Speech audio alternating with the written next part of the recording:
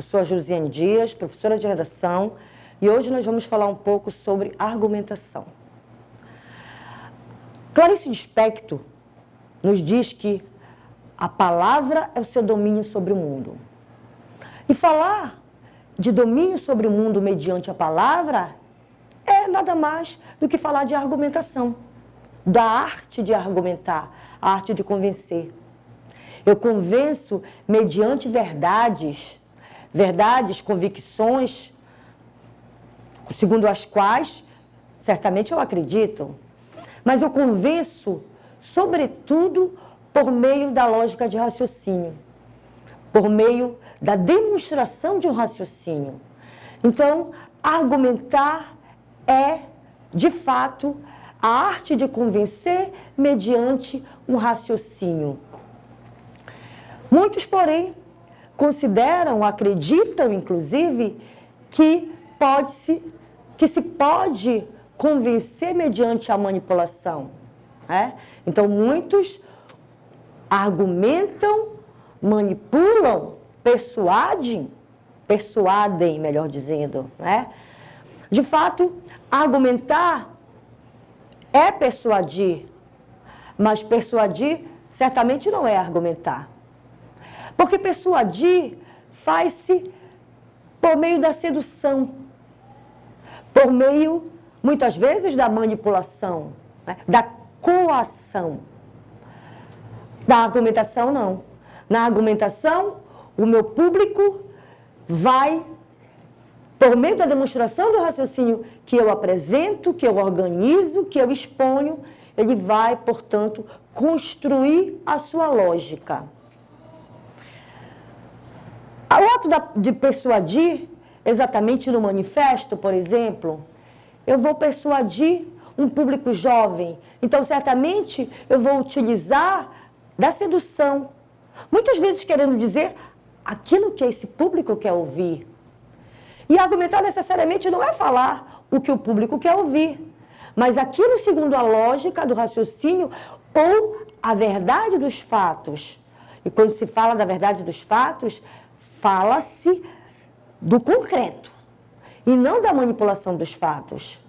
Porque vamos imaginar que em tempos de manipulação da notícia, em tempos de fake news, é muito fácil argumentar. E aqueles que se utilizam da argumentação para fins escusos, muitas vezes tentando convencer os desavisados, as pessoas mais carentes de informação, não da informação em si, mas do processamento dessa informação. Essas pessoas certamente serão as manipuladas. Quer dizer que a manipulação ela se dá apenas, ela ocorre para aquelas pessoas que são alienadas, para as pessoas que são pouco informadas? Não necessariamente. A manipulação pode ser consentida. Se eu pretendo, se eu tenho um objetivo, e esse meu objetivo é comum ao outro, eu posso me deixar manipular também. Porém, certamente isso não se dá por meio de uma argumentação. Uma vez que, conforme já foi apresentado, já foi comentado, argumentar é convencer mediante uma demonstração de raciocínio. E esse persuadir que pode se relacionar ou argumentar, o inverso não é verdadeiro. Porque eu posso persuadir, eu posso seduzir mediante verdades ditas conforme a crença do outro. O bom manipulador faz isso. Em tempos de eleição, por exemplo, o que nós não deixamos de ouvir são números. E os números são excelentes recursos para manipular, para fazer o outro acreditar. Outro instrumento, outro recurso que se presta à manipulação a manipulação daqueles, do ouvinte, do espectador, do telespectador, é o argumento, o apelo à autoridade. Mas até que ponto esse apelo à autoridade, ou em que medida esse apelo à autoridade se constrói mediante a manipulação? Né? Quando nós assistimos a um comercial, a um anúncio publicitário que apresenta uma sumidade nacional, uma autoridade, né? uma pessoa pública falando de um produto com autoridade, certamente nós temos aí não uma argumentação, pelo contrário, nós temos um erro de argumentação, uma falácia. Um jogador de futebol, por exemplo, para falar de um produto, de um produto para entorse, para machucado, né? Uma pomada. Ele diz que aquela pomada é boa porque faz isso, porque faz aquilo, comenta as propriedades, fala da competência desse produto. Ele poderia falar como consumidor, de certo poderia falar como consumidor, mas como autoridade, como competente naquilo que apresenta, certamente que não. Então, nesse caso aí, nós podemos dizer, nós podemos compreender que há aí um recurso de persuasão para manipular. Por quê? Porque é tão comum assistirmos, vermos nas propagandas televisivas ou nas mídias sociais de modo geral, autoridades falando de produtos, vendendo produtos sobre os quais não tem domínio, exceto o domínio de consumidor. Nós temos a tendência a endossar, a assinar aquilo que o outro diz, outro esse, figura pública notória. Nós temos a tendência de dar credibilidade àquele discurso e logo nós somos persuadidos a comprar esse produto, a aderir a essa ideia.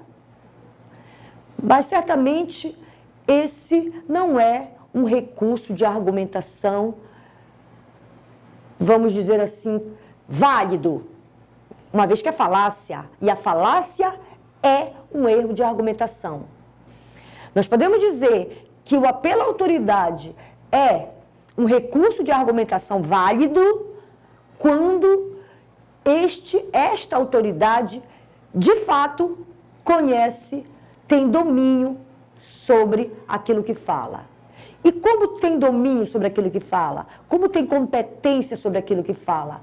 Quando ela faz parte do seu conhecimento, quando ela faz parte da sua profissão, quando ele exercita aquilo. Um dentista, por exemplo, um médico, por exemplo, ao falar de determinado produto, se ele tem conhecimento daquilo, se ele manuseia, manipula aquilo, certamente ele pode ser considerado uma autoridade no assunto.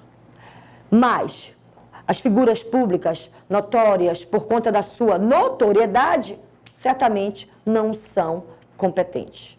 São, ouso dizer, sem ofensas, certamente, são manipuladores. Então, a argumentação não é manipulação. Argumentar é convencer. Convencer mediante fundamentação, mediante embasamento. E esse embasamento está aí por meio dos fatos, por meio dos dados. Um artigo de opinião é um texto argumentativo, por exemplo. E muitas vezes os argumentos são baseados nas próprias vivências do seu autor.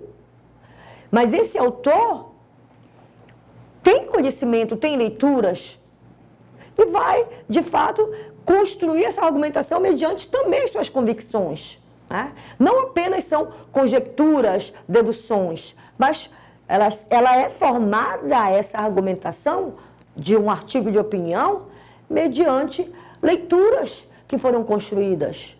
Uma charge é um texto argumentativo, é um texto argumentativo, mas é também um texto multimodal. É um texto que apresenta um misto de sequências discursivas, um misto de tipologias.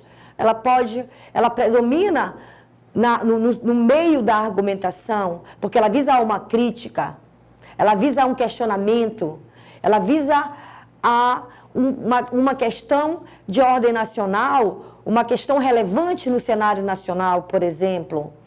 Mas ela também pode apresentar, ela pode não, ela apresenta outras sequências discursivas. Ela apresenta a descrição, ela apresenta a narração quando há a presença de personagens. O editorial também é um texto argumentativo, porque por meio daquele editorial, o seu autor, que teoricamente é a voz do jornal, vai veicular informação, dados, opiniões fundadas em fatos, em dados, em base teórica. Se essa base está construída por meio de fatos noticiosos, né, ou manipulados, aí eu posso dizer que ali também reside a manipulação. E nós sabemos que há, e é muito comum, afinal de contas, um discurso não está desprovido de opinião. Todo discurso veiculado resguarda uma opinião. O discurso jornalístico resguarda, sim, uma opinião. Ocorre que essa opinião pode ser velada. E aí, o leitor, muitas vezes desavisado, não vai perceber que há ali um teor de manipulação. Bem, nós percebemos, por meio dessa pequena conversa, que argumentar é um posicionar-se diante do mundo. Então, nós estamos cotidianamente nos posicionando, cotidianamente nós estamos argumentando. Então, a argumentação, ela é um ato humano que nos diferencia, se é que nós podemos dizer de fato isso, que nos diferencia dos demais animais. Porque pela arte ou pelo raciocínio desenvolvido, nós podemos argumentar visando ao convencimento. Nós podemos argumentar visando a persuasão. Bem, pessoal, é isso que nós tínhamos para hoje. Na próxima oportunidade, nós vamos nos aprofundar, analisando um pouco mais nesses gêneros argumentativos. De que maneira a argumentação, como ela se propõe, a que ela serve de fato. Cada gênero argumentativo tem um propósito, além, é lógico, do argumentar. Mas ele guarda objetivos outros. E são sobre eles, esses argumentos, esses gêneros argumentativos, que nós vamos conversar um pouco mais na próxima oportunidade. Até logo!